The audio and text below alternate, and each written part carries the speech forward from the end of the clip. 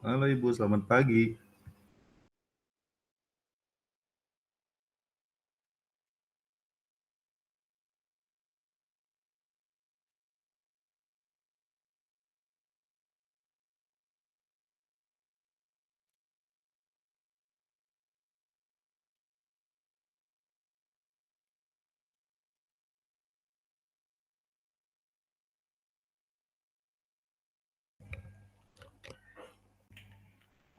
Pagi, Kelvin.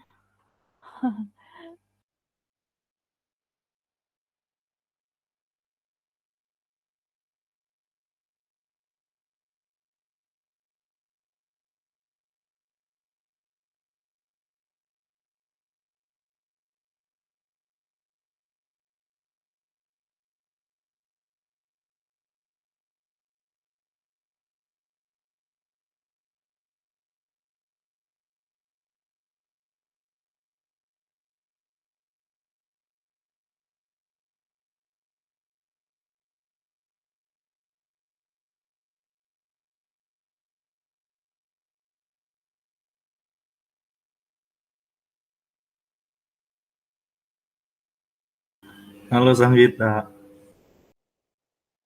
Halo Kelvin.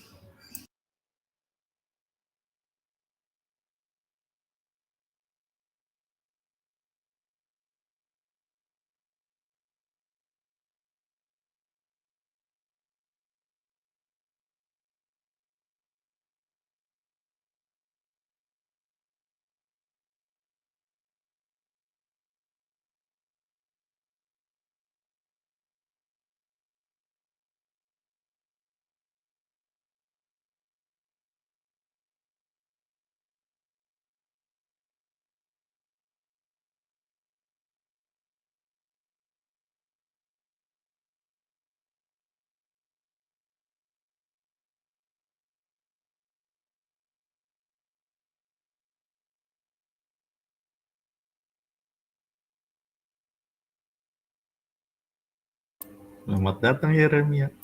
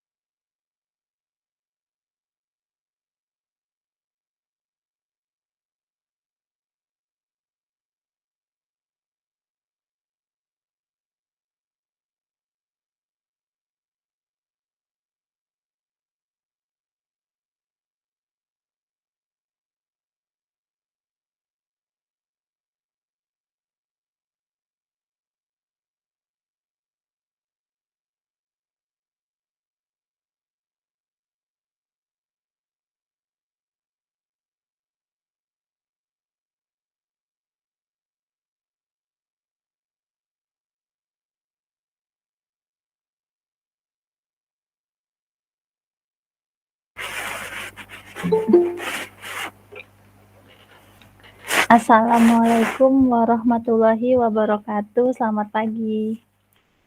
Pagi, Bu. Selamat pagi, Bu. Pagi, Bu. Pagi, Bu. Gimana kabarnya? Sehat? Sehat, Bu. Ibu apa kabar? Alhamdulillah sehat. Ibu gimana, Bu? Alhamdulillah sehat, Bu. Sehat, Ibu.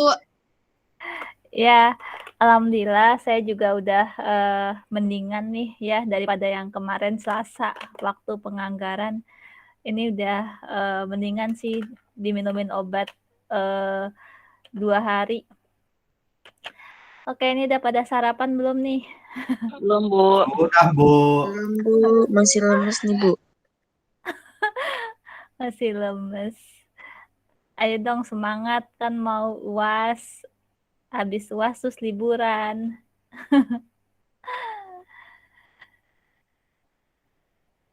Mau Imlek juga kan, yang Imlek. Iya, Bu, Imlek, Bu. Makanya cuacanya hujan terus ya, karena mau Imlek ya, biar berkah. Seperti biasa nih saya absen dulu ya untuk melihat kerajinan kalian. Yang pertama Farhan.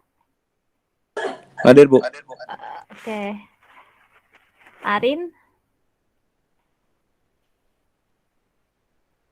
Arin hadir tapi suaranya kemana ini? Irwanto. Hadir, Bu. Oke. Mutiara. Mutiara nggak ada.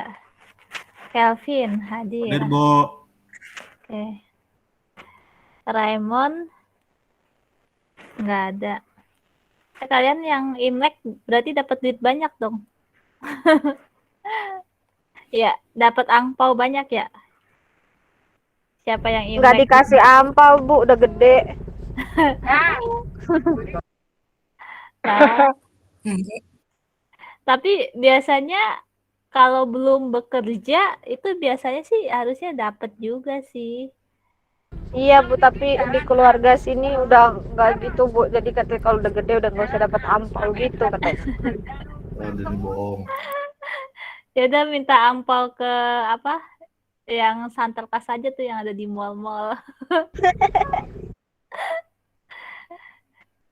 Oke, kemudian Elizabeth Catherine belum ada. Diamona. Hadir, Bu. Oke, Happy Rizka. Hadir, Bu. Oke, Dali Sofiatu. Hadir, Ibu. Oke, Muksal. Muksal belum ada. Restu. Restu belum ada.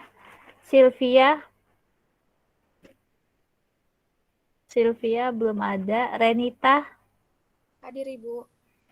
Oke, Nana. Oke, iya Arin. Nggak apa-apa. Nana belum ada. Diwa. Hadir, Bu. Oke, Dimitri. Hadir, Bu. Oke, Supian. Hadir, Bu.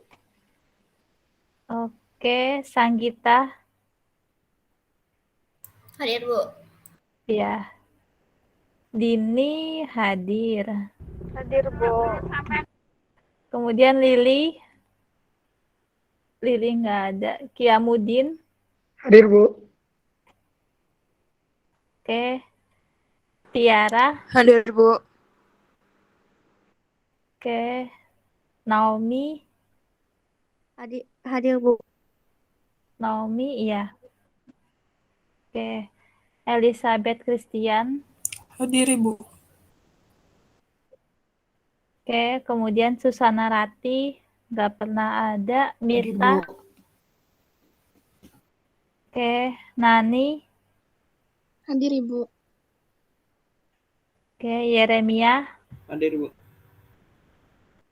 Oke. Arisfa. Arisfa nggak ada. Putri Bintang. Hadir, Ibu. Oke. dan Yuha.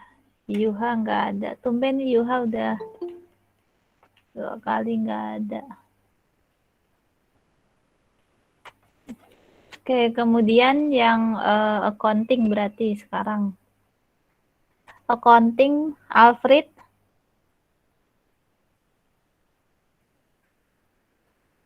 Oh, Alfred baru masuk ya. Oke. Kemudian Yuliani. Hadir, Bu. Oke, Aulia Rizka. Hadir, Bu. Oke, Desmia. Hadir, Bu. Oke, kemudian Nafisa. Hadir, Ibu. Oke, Ariesta. Hadir, Bu. Oke, Wilda. Hadir, Ibu. Oke, kemudian Intan. Hadir, Bu. Oke, Royal. Hadir, Bu. Oke, Clara. Hadir, Ibu. Oke, dan Daniel. Daniel belum ada. Oke, sekarang kita kuisis dulu.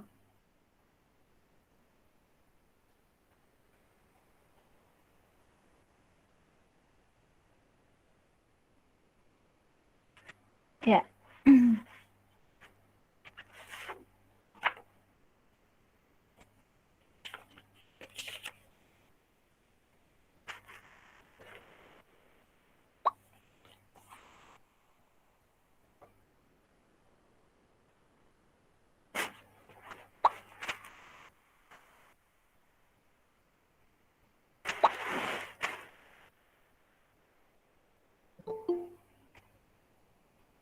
Nih, restu.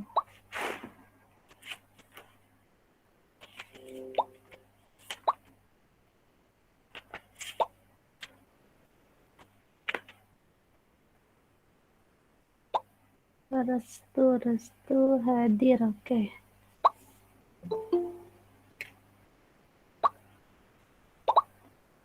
Elizabeth Catherine.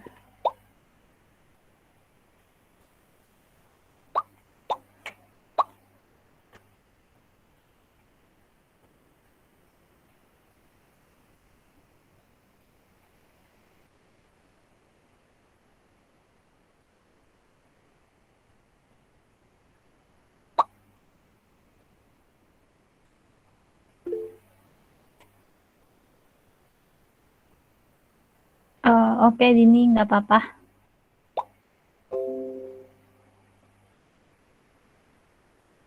Bu, di LL ini belum ada kuisnya ya, Bu? Hah?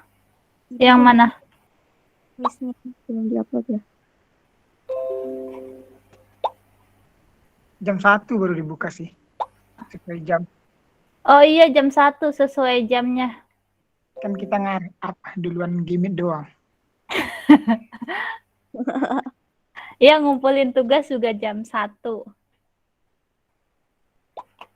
Sesuai jadwalnya.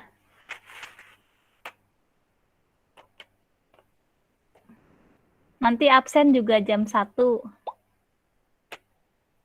Soalnya saya hari ini ada itu acara 1000 hari almarhumah ibu mertua.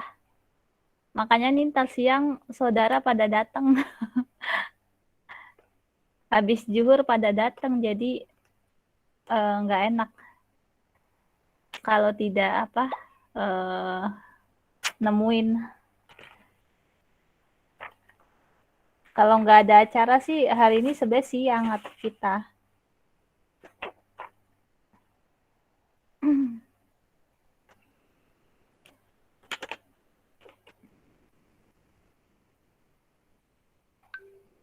Nanti suami saya juga siang pulang kerja sih, setengah hari izin.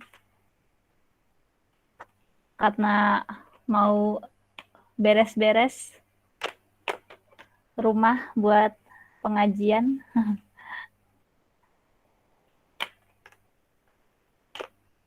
Jadi banyak kerjaan juga hari ini.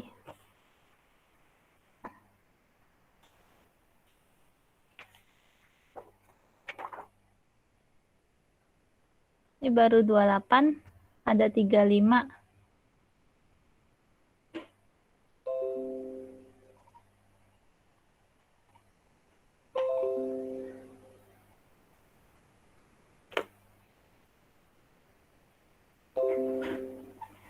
Sebentar ya.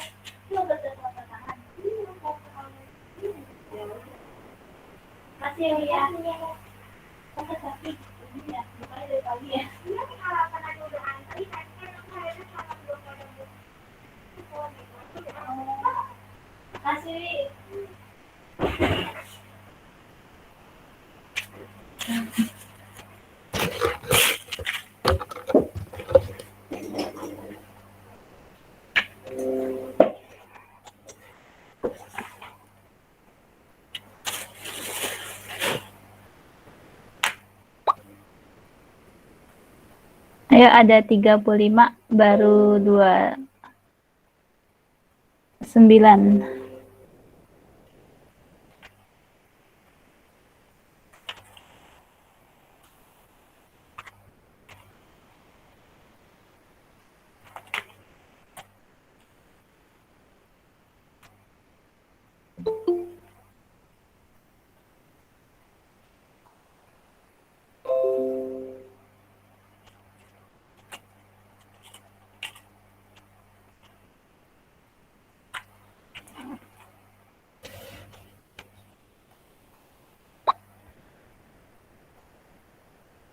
Tiga puluh.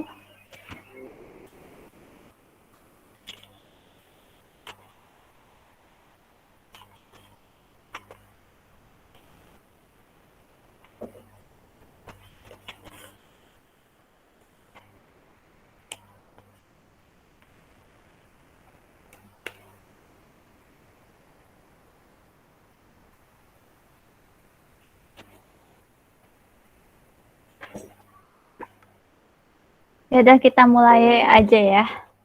Siap-siap.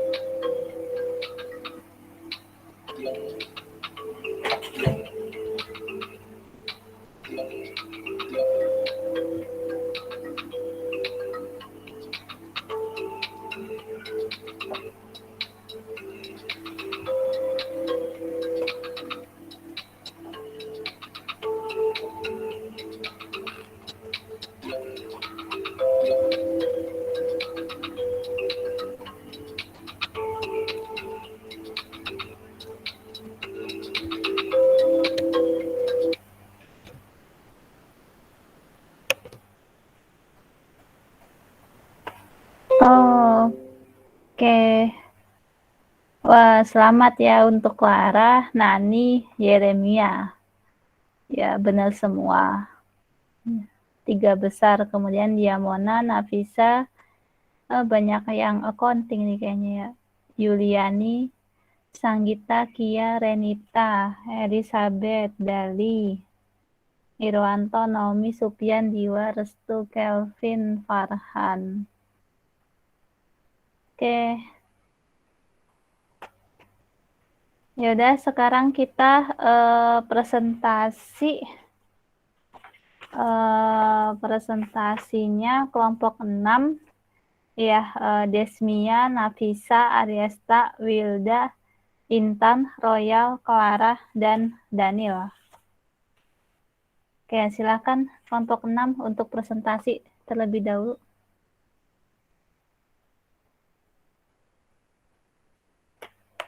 Tim accounting semua nih.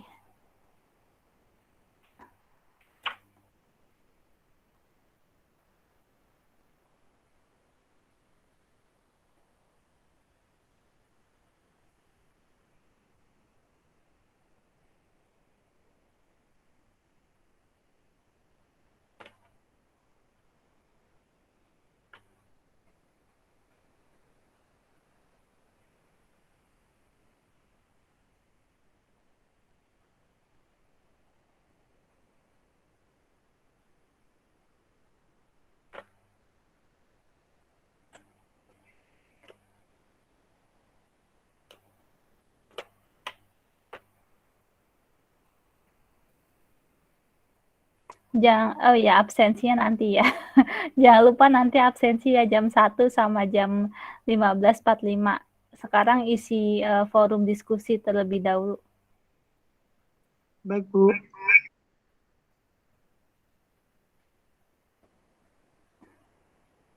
Oke, nanti PPT-nya kirim ke saya ya. Buat tambahan materi di saya.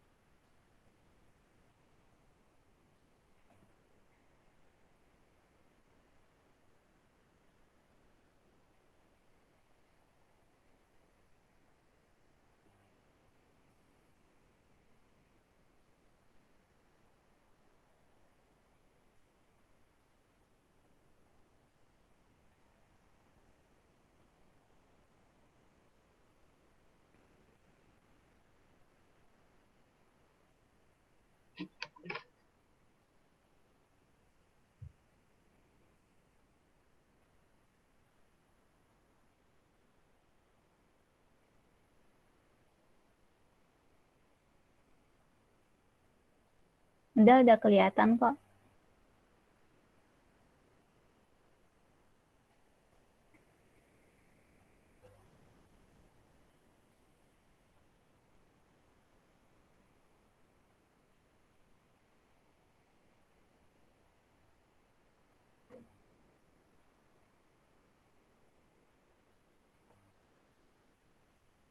Ya, mulai.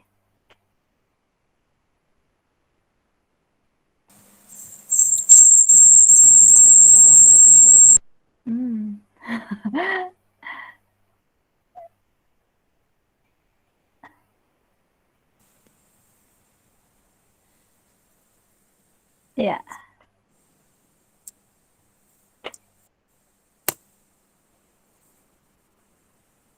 Belum ada. Oh ya udah. Teman-teman sekalian, Pagi. Ibu dan teman-teman sekalian, semoga Ibu dan teman-teman sekalian dalam keadaan sehat walafiat. Kami dari kelompok 6 akan mempresentasikan hasil diskusi kami mengenai arbitrage pricing theory yang beranggotakan saya sendiri, yaitu Clara Valencia, Desmia Ramadhani, Nafisa Rosella, Aresta Sinuhaji, Luda Kamilia Fitri, Intan Aprilia, Royal Aina, dan Daniel Garot Hosiano. Untuk tidak memperpanjang, baiklah kita akan masuk kepada arbitrage pricing theory. Arbitrage pricing theory atau APT dikembangkan oleh Ross pada tahun 1976 sampai 1977.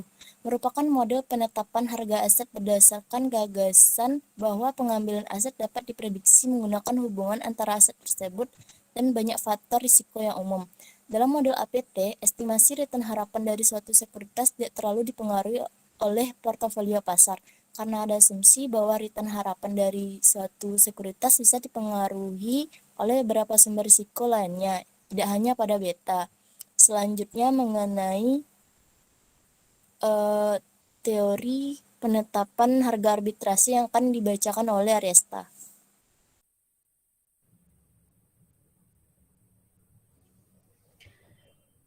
Teori penetapan harga arbitrasi itu APT didasari oleh pandangan bahwa return harapan untuk suatu sekuritas dipengaruhi oleh beberapa faktor risiko yang menunjukkan kondisi perekonomian secara umum.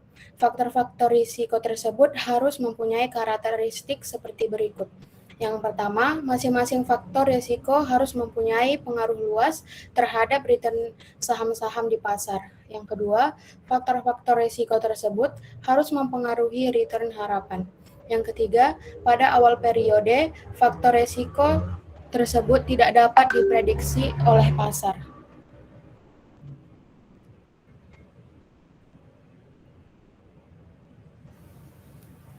Selanjutnya mengenai kelebihan model APT yang akan dibaca, kelebihan dan kelemahan APT yang akan dibacakan oleh Royal Aina. Baik, selanjutnya mengenai kelebihan model APT. Di sini ada 5 kelebihan. Yang pertama, dalam model APT tidak ada asumsi tentang underlying distribution tingkat pengembalian sekuritas. Kemudian, yang kedua, estimasi return yang diharapkan dengan APT tidak terlalu dipengaruhi portofolio pasar seperti dalam CAPM. Model APT menjadi salah satu pendekatan yang digunakan untuk menentukan tingkat pendapatan dari investasi saham di pasar modal. Kemudian yang ketiga, APT didasari oleh pandangan bahwa return yang diharapkan dari suatu sekuritas bisa dipengaruhi oleh beberapa sumber risiko lainnya. Yang keempat, APT memberikan perkiraan terhadap tingkat pengembalian yang lebih baik dibandingkan CAPM. Kemudian yang terakhir, APT mudah digunakan dalam multi-period setting. Selanjutnya,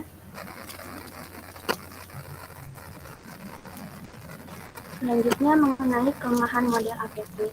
Yang pertama, dalam kerangka model APT original, APT hanya menggunakan perkiraan dan tidak ada garansi bahwa perkiraan tersebut akan tepat untuk aset secara individu. Yang kedua, model APT tidak menyebutkan secara spesifik faktor-faktor makroekonomi yang dapat mempengaruhi return saham.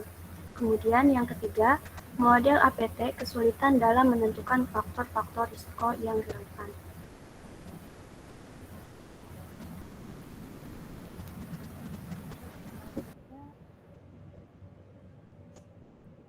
Selanjutnya mengenai prosedur pengujian APT yang akan dibacakan oleh Nafisa Rosella.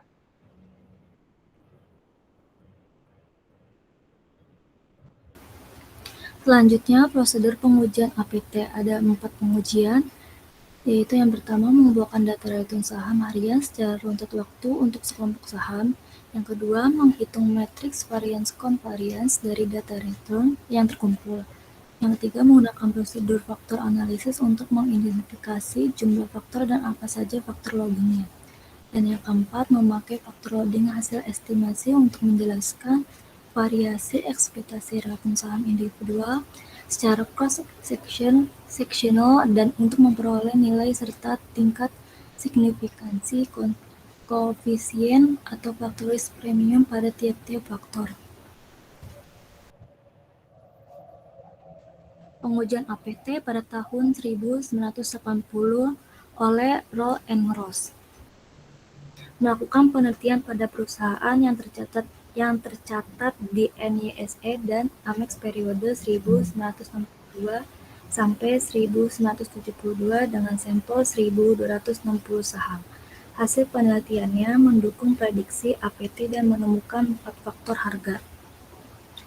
Pada tahun 1983 oleh Brown and Weston memperkenalkan uji secara tidak langsung terhadap APT seperti uji multivariat pada CAPM dengan karakteristik tertentu untuk menentukan proses menghasilkan return yang harus dipenuhi jika APT adalah mode pricing yang sesuai. Hasilnya mendukung APT.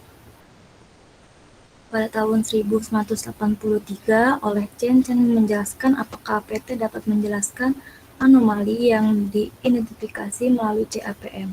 Dia menemukan bahwa ukuran perusahaan dan varian residual atau aset sendiri tidak memiliki kekuatan penjelas setelah faktor loading digunakan untuk menyesuaikan risiko.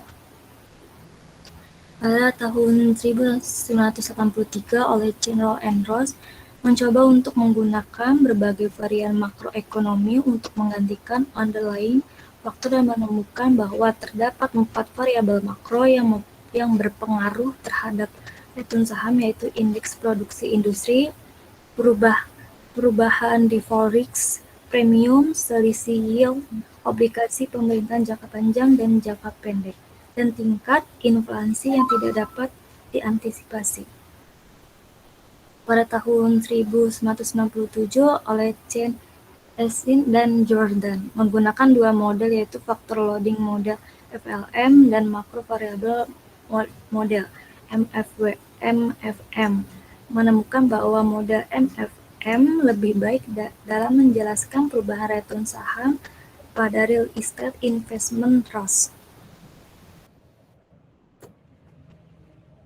Selanjutnya, pengujian APT pada tahun 1981 sampai 2018 akan dibacakan oleh Intan Aprilia.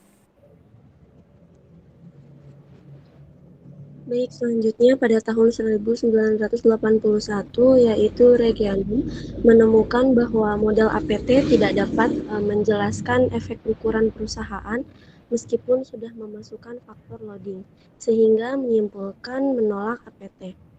Lanjut pada tahun 1981 yaitu Sankan, APT sebaiknya melakukan identifikasi terlebih dahulu terhadap struktur dan faktor-faktor yang sebenarnya mempengaruhi return sebelum model secara independen dapat diuji. Lalu pada tahun 1984 yaitu ada Dermans, Friends and Goffman analisis faktor yang selama ini untuk menguji APT sebenarnya tidak valid. Mereka menentukan bahwa jumlah faktor yang ditemukan pada sampel besar lebih banyak jika dibandingkan dengan sampel kecil.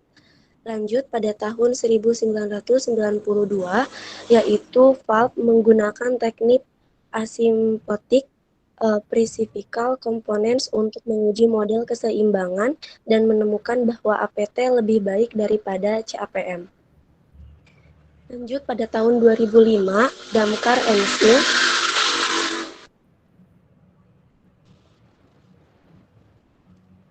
Damkar Ensing melakukan penelitian dengan menggunakan data saham di India dan menyimpulkan bahwa APT menghasilkan perkiraan yang lebih baik jika dibandingkan dengan CAPM. Selanjutnya pada tahun 2000, menurut Reilly terdapat 3 asumsi yang mendasari APT, yaitu pasar modal dalam keadaan kompetitif, investor menyukai kekayaan yang lebih dengan kepastian pendapatan aset mengikuti modal faktor. Pada tahun 2001, Kohn dan Gupta menunjukkan bahwa APT cukup kuat dalam menjelaskan cross-sectional variation pada tingkat pengembalian saham.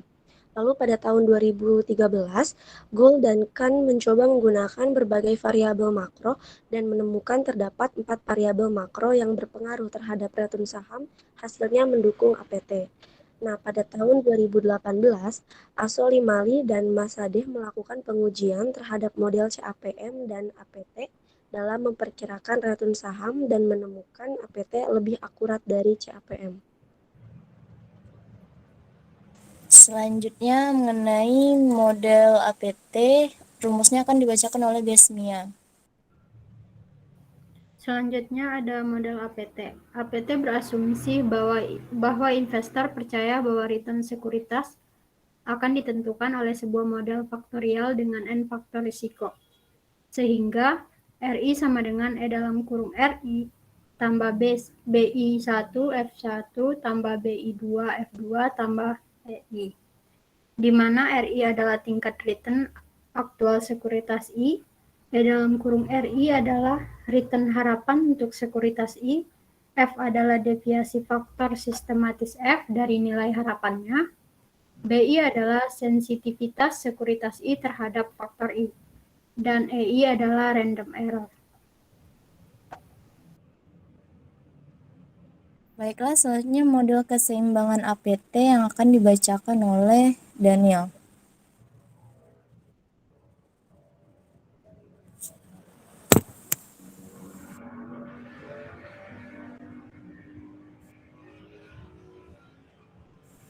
Sepertinya Daniel tidak ada. Baiklah, saya akan melanjutkan mengenai model keseimbangan APT. Dalam model keseimbangan APT terdapat rumus IR dalam kurung ada RI kecil sama dengan A0 tambah BI1 F1 tambah BI2 F2 tambah titik, dan selanjutnya itu BIN Fn. Dalam hal ini IRI yaitu return harapan dari sekuritas I, A0 yaitu return harapan dari sekuritas I bila risiko sistematis sebesar 0, BIN koefisien menunjukkan besarnya pengaruh faktor N terhadap return sekuritas I. Terus sedangkan IF1 kurang sekuritas I sama dengan premi risiko untuk sebuah faktor. Misalnya premi risiko untuk F1 adalah IF1 kurang A0. Risiko dalam APT didefinisikan sebagai sensitivitas saham terhadap faktor-faktor ekonomi makro B1 dan besarnya return harapan akan dipengaruhi oleh sensitivitas tersebut. Selanjutnya mengenai model APT akan dibacakan oleh Lida Kamilia Fitri. Model APT pada dasarnya CAPM merupakan model APT yang hanya mempertimbangkan satu faktor risiko, yaitu risiko sistematis pasar. Dalam penerapan model APT, berbagai faktor risiko bisa dimasukkan sebagai faktor risiko. Chen, Roll, dan Ross pada tahun 1986 telah mengidentifikasi 4 faktor yang mempengaruhi return resiko, yaitu perubahan tingkat inflasi, perubahan produksi industri yang tidak diantisipasi, perubahan premi risk default yang tidak diantisipasi, dan perubahan struktur tingkat suku bunga yang tidak diantisipasi.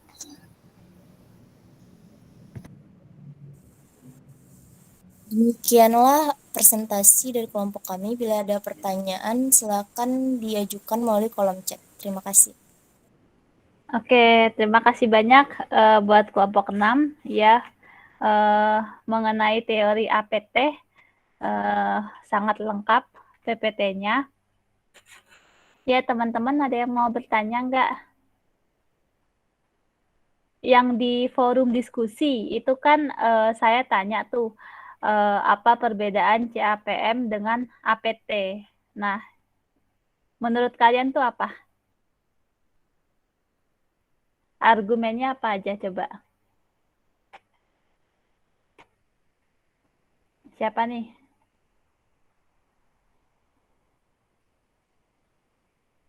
Perbedaan APT sama CAPM apa?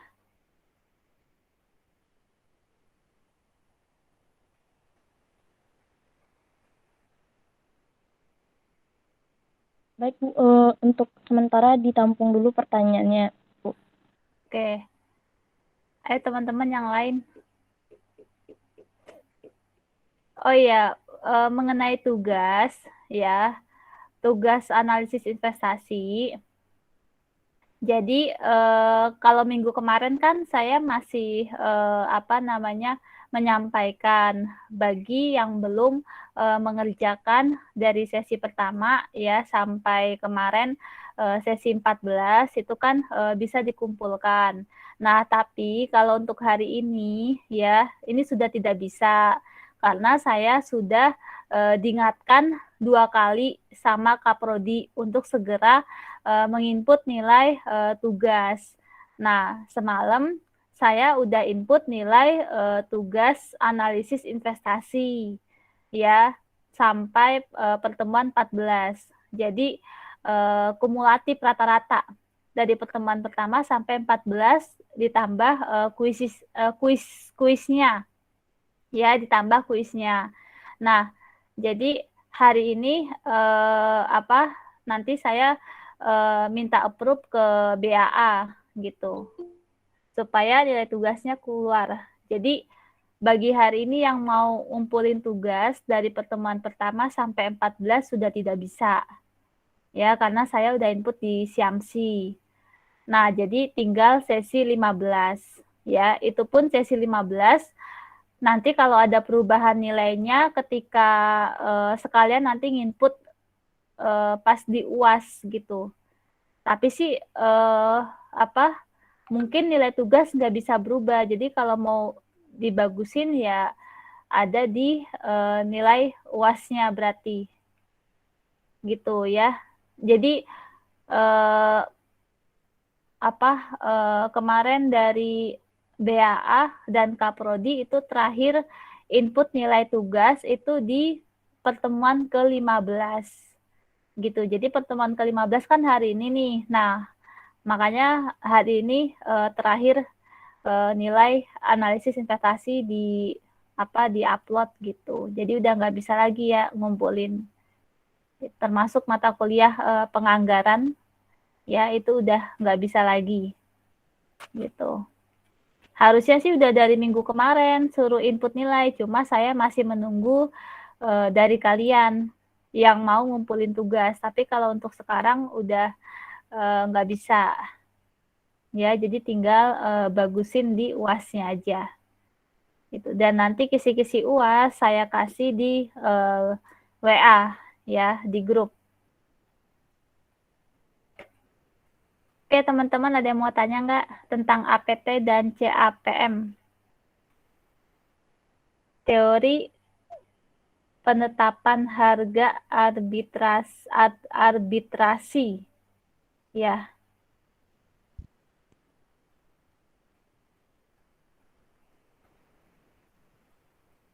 Nggak ada. Ya udah coba udah dapat jawabannya belum kelompok 6? Perbedaan dan persamaan deh. Persamaannya ada nggak sih antara CAPM dengan APT? Ada, Bu. Ya, di mana?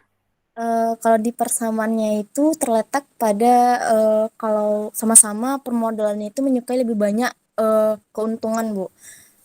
Yang kedua, rata-rata yang pengguna CAPM dan APT itu risk averse, di mana dia tuh lebih suka keuntungan yang banyak dan dengan tingkat risiko yang Kecil. Terus mempunyai pengharapan yang homogen, Bu. Ya, sama keuntungannya sama, habis itu pasar modalnya itu sempurna, Bu. Iya, ya itu benar. Jadi memang lebih ke apa ya? Returnnya memang ini apa? Lebih apa namanya? Terus berkesinambungan, ya berkelanjutan. Terus perbedaannya apa, Clara? Clara Kalau tahu? dari perbedaannya, Bu, dari itu, Bu, terletak pada penggunaan satu faktor non perusahaan dan satu ukuran hubungan antara harga aset dan faktor dalam kasus CAPM. Sedangkan pada CAPM itu ada faktor pembedanya ini, bentar, Bu. Dalam asumsi yang tidak terdapat dalam APT tapi terdapat dalam CAPM, Bu. Kalau dalam APT itu cakra waktunya itu 1 periode. Yang kedua, tingkat keuntungan itu berdistribusi normal, mempunyai utilitas tertentu, terdapat portofolio pasar dan bisa diidentifikasikan. Pemodal dapat menyimpan, meminjam pada bunga bebas risiko. Kalau ada teman-teman yang mau nambahin, silakan. Menurut saya sih gitu, Bu. Oke, yang lain ada yang mau menambahkan nggak?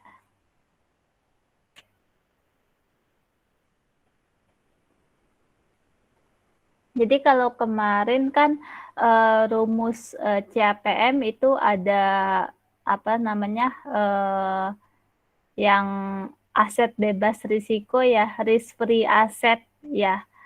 Kemudian ada beta ya kan. Kemudian ada return ya, itu rumus CAPM. Nah, kalau rumus APT ya, rumus APT itu dia memasukkan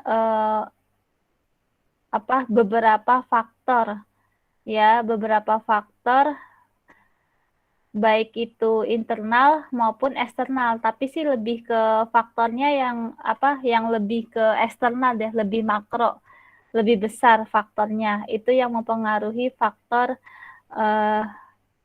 risiko. Jadi kalau menurut kalian tuh lebih bagus yang mana? CAPM atau APT?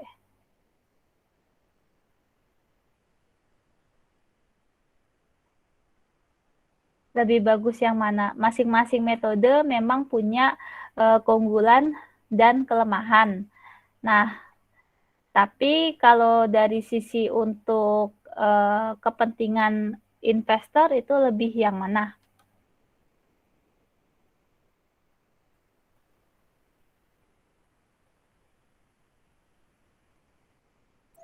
APT. APT. Ada lagi nggak? Kalau saya CAPM, Bu. CAPM. Ya, kalau menurut saya sih lebih ke CAPM sih. Soalnya kalau APT kan memasukkan faktor makro ekonomi ya, ekonomi makro itu kan sangat sangat besar mempengaruhi ke return dan risiko investasi gitu kan. Tapi kan kalau CAPM kan di sini hanya aset bebas risiko, kemudian beta. Jadi menurut saya sih lebih lebih baik menggunakan CAPM gitu. Tidak banyak faktor-faktor yang mempengaruhi ke keputusan investasi gitu. Menurut saya, tapi ya semua punya keunggulan dan kelemahan ya. Nah, ini kalian bisa nih apa? Bu. Iya, Restu. Tapi kan tadi APT itu pakainya faktornya kayak dia masuknya faktor makroekonomik gitu ya, Bu. Nah, itu bukannya kalau misalnya dalam makroekonomik itu kan banyak, di dalamnya masih banyak lagi gitu kan, Bu. Itu bukan yang malah bagus ya. Maksudnya lebih apa ya? Lebih akurat gitu, Bu, dari si CAPM. Karena dia makanya banyak gitu. Karena dia mempertimbangkan si makro tadi itu. Itu gimana? Oh, iya, memang sih berarti itu investor yang berani mengambil risiko. Ya, kalau investor yang menghindari risiko itu ngambilnya CAPM. Ya, jadi memang kalau misalnya investornya berani mengambil risiko, ya berarti dia memasukkan semua faktor baik itu besar atau kecil itu diperhitungkan semuanya, yaitu yang ada di APT tadi gitu. Jadi memang tergantung karakteristik investornya gitu.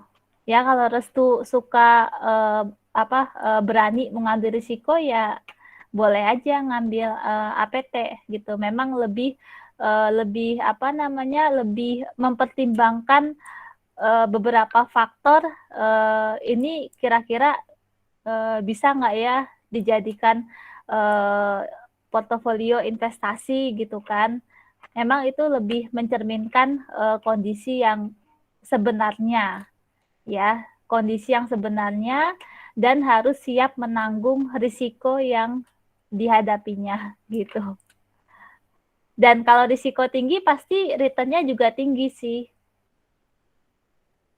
Gitu.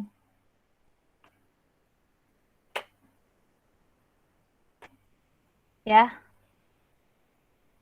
Ada lagi nggak pertanyaan? Kalau nggak ada, ya udah kita ke perhitungan. Ditutup aja presentasi kelompok 6 ya. Baiklah, terima kasih pada Bu Eni dan teman-teman semuanya.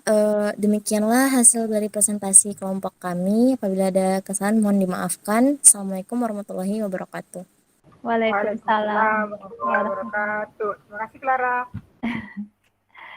Oke, terima kasih ya Desmia, Nafisa, Ariasta, Wilda, Intan, Royal, dan Clara. Berarti yang nggak ada Daniel.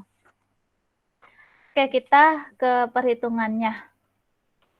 Sekaligus untuk tugas terakhir. Seneng dong tugas terakhir nih. Senang, Bu. Sangat seneng dong, Bu. Ya, nanti setelah tugas selesai muncullah soal UAS. Oke ya, ini ke tugas dulu nih. Contohnya di sini ada tabel berdasarkan dari hasil rapat tim pengelola investasi di perusahaan A. Manajer investasi memiliki 5 portofolio reksadana. Berdasarkan rapat tersebut, dijelaskan bahwa saat ini expected return for the market sebesar 12% dengan standar deviasi sebesar 20%. Berarti ini expected return yang ada di pasar. Kemudian risikonya segini. Sedangkan expected risk-free rate ya, risiko bebas berada di kisaran 8%. Seluruh portofolio diasumsikan telah dikelola dengan efisien. Nah, ini ada standar deviasi atau risiko setiap reksadana. Ya, ada 5 portofolio reksadana. Pertanyaannya pertama, hitunglah slope of the capital market line. Yang kedua, hitunglah expected return untuk setiap portofolio reksadana dan berikan kesimpulannya. Nah, ini rumus kemiringan CML ya. Capital market line. Ini rumusnya expected return market dikurangi risk free dibagi standar deviasi market. Ya, kemudian jika kemiringan capital market line dan garis intercept telah diketahui, maka kita dapat membentuk persamaan capital market line sebagai berikut. Ya, expected return portfolio sama dengan risk free ditambah, ya, ini yang dari sini, dari kemiringan CML, tinggal ditambahin standar deviasi portofolio. Nah, yang pertama diketahui expected return market, ya, ini expected return market, simbolnya IRM, 12%, ya, 0,12. Kemudian risk free, ya, risk free, risiko bebas 8%, RF. Kemudian standar deviasi market, ya, standar deviasi market pasar sebesar 20%. Nah, kemudian rumusnya, rumus kemiringan capital market line, yaitu yang ini tadi, ya, expected return market dikurangi risk free dibagi standar deviasi market. Ya, jadi 0,12 dikurangi 0,08 dibagi 0,2. Hasilnya 0,2, ya, atau 20%. Nah, selanjutnya pertanyaan kedua, berapa expected return untuk portofolio reksadana? Ya, nah di sini kita menggunakan rumus yang kedua. Ya. Rumusnya expected return portofolio sama dengan risk free, ya. Yang pertama untuk reksadana tetap nih. Reksadana tetap RF-nya 8%, ya. Ditambah, nah ini yang tadi sudah kita hitung dari jawaban nomor 1. Ya, expected return market dikurangi risk free dibagi standar deviasi market. Ini kan hasilnya 0,2, ya. Nah, di sini 0,2. Nah, yang membedakan yaitu standar deviasi portofolio. Ya, jadi ini risk free sama semua. Kemudian kemiringan capital market line sama semua. Yang membedakan standar deviasi. Standar deviasi portofolio ini berdasarkan setiap jenis reksadana. Ya, jadi reksadana tetap 14%, 0,14. Jadi hasilnya 10,8. Ya, reksadana mantap standar deviasinya 16%, hasilnya 11,2%. Reksadana berkembang 20%, hasilnya 12%. Reksadana sejahtera 25%, hasilnya 13%. Dan reksadana makmur standar deviasinya 30%, hasilnya 14%. Nah, di sini udah jelas nih ya. Jika investornya sifatnya risk taker, berani mengambil risiko, maka dia pasti memilih expected return tertinggi, yaitu memilih reksadana makmur. Ya, sesuai namanya makmur. Ya, sebesar 14%. Dan di sini bisa kita lihat nih dari standar deviasi risiko portofolionya. Ya, yang paling tinggi reksadana makmur 30%. Jadi masih berkaitan ya, return tinggi maka risiko juga tinggi, ya. Jadi investor yang berani mengambil risiko. Sedangkan investor yang menghindari risiko pasti memilih expected return terendah, ya, yaitu yang reksadana tetap 10,8%. Ya, risikonya juga dilihat 14%, ya, kecil. Ya, yang paling kecil. Gitu. Ya, ini untuk menghitung capital market line dengan kategori portofolio reksadana. Oke, ya, sampai sini ada pertanyaan nggak? Simpel kan? Tugas terakhir? Sangat simpel, Bu. Ya, simpel tapi hati-hati menghitungnya, soalnya koma-komaan. Iya, Bu. Oke ya, sekarang kita terakhir quizzes. Nah, ini tolong dicatat jawabannya. Pertanyaan pertama, salah satu alternatif model keseimbangan selain CAPM adalah yang sekarang kita pelajari, namanya APT, ya, Arbitrase Pricing Theory. Kemudian yang kedua, pada arbitrase pricing theory, return sekuritas tidak hanya dipengaruhi oleh portofolio pasar. Ya. Ini harus baca memang di PowerPoint. Yang ketiga, pada arbitrase pricing teori, return sekuritas tidak hanya dipengaruhi oleh portofolio pasar karena ada asumsi bahwa return harapan dari sekuritas bisa dipengaruhi oleh beberapa sumber risiko lainnya. Yang keempat, arbitrase pricing teori didasari oleh pandangan bahwa return harapan untuk sekuritas dipengaruhi oleh beberapa faktor risiko. Di mana ada return pasti ada risiko. Udah seperti sepasang ya. Yang kelima, setiap faktor risiko harus memiliki pengaruh luas terhadap return saham di pasar. Yang keenam, faktor risiko tersebut harus mempengaruhi return harapan. Yang ketujuh, pada awal periode, faktor risiko tersebut tidak dapat diprediksi oleh pasar. Karena masih awal ya, jadi belum dapat diprediksi. Pada dasarnya, CAPM merupakan model APT yang hanya mempertimbangkan satu faktor risiko, yaitu risiko sistematis pasar. Yang kesembilan, dalam penerapan model APT, berbagai faktor ya bisa dimasukkan sebagai faktor risiko. Yang terakhir, pada awal periode, faktor risiko tersebut tidak dapat diprediksi oleh pasar. Oke. Ya, ada pertanyaan lagi nggak? Kalau nggak ada, kita open kamera. Saya mau nanya, Bu. Iya, Kia. Soalnya sama dengan tugas kan, Bu? Sama dong. Emang belum bisa dibuka ya soal tugasnya? Udah kan? Udah, Bu. Belum dicek, Bu. Modus Bu Kia, Bu. Modus Bu. Jangan-jangan udah selesai. Iya, Kia udah selesai nih pasti nih. Ya, semalam langsung ngerjain. Kia tuh gitu rajin loh dia. Cowok terajin tuh. Wih. Gitar langsung kesel. Ya, kita open kamera. Ayo dong, perempuan jangan kalah sama Kia, ya. Perempuan jangan kalah sama laki-laki. Tapi sedikit ya perempuan yang jadi pemimpin ya. Masih kebanyakan laki-laki ya.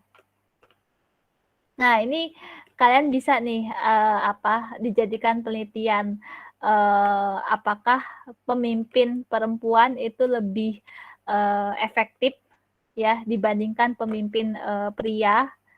Terus bisa dilihat berapa proporsi eksekutif perempuan ya dibandingkan pria, dan nanti hasil kinerjanya apakah lebih baik perempuan dibandingkan pria. Nah, itu tuh.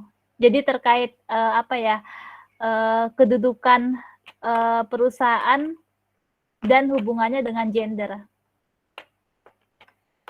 Gitu. Ya. Oke, kita open kamera. Nafisa, Ariesta, Dini, Harin, Sylvia, Yeremia, Restu, Nani, Elizabeth, Tiara, Desmia, Rizka, Dali. Oke ya. 1, 2, 3. Tunggu bentar. Tunggu bentar. Ini si Dini pakai ini. Iya. Si Dini pakai chat. 1, 2, 3. Oke. Ada lagi nggak pertanyaan? Mudah-mudahan nanti saya tetap mau ngasih hadiah buat kuisis ya. Paling lambat sih ya besok kali ya. Saya nunggu honor kepangkatan dulu. Nanti saya berbagi rezeki buat kalian. Tapi yang sampai 3 besar aja. Jadi dari pertemuan pertama sampai pertemuan 15 yang selalu 3 besar kuisisnya. Ya, jadi tetap dipisah sih, accounting sendiri, manajemen sendiri. Ya, mudah-mudahan sih ini bisa bisa memotivasi kalian lah semangat belajar gitu. Ya, jangan lihat dari nominalnya, pokoknya bisa buat jajan lah, jajan nasi. Asik. Tapi nggak semuanya dapat nih. Yang ini doang nanti saya kasih rekapannya gitu.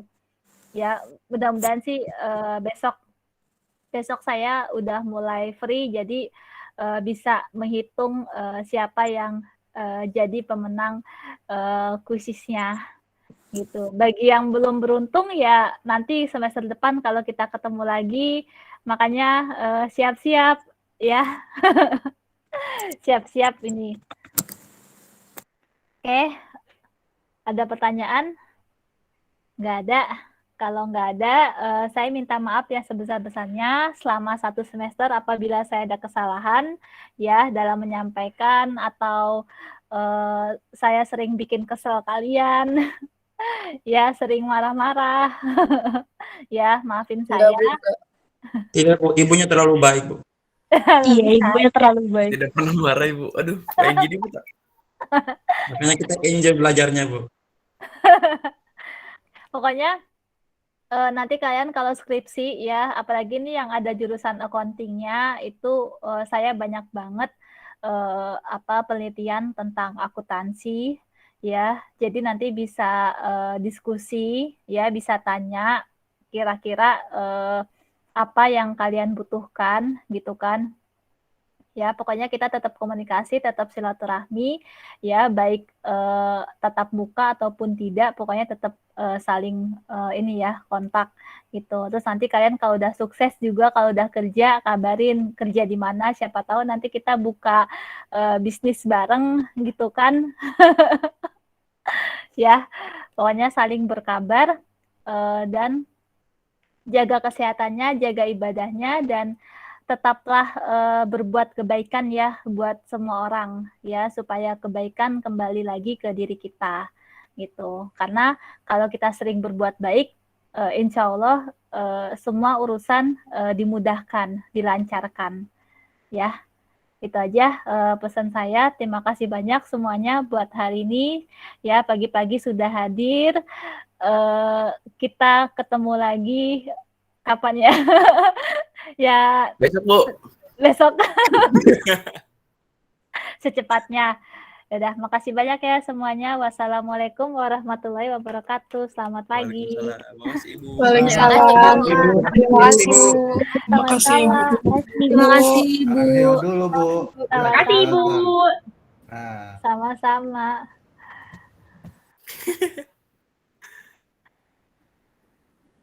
Gitu.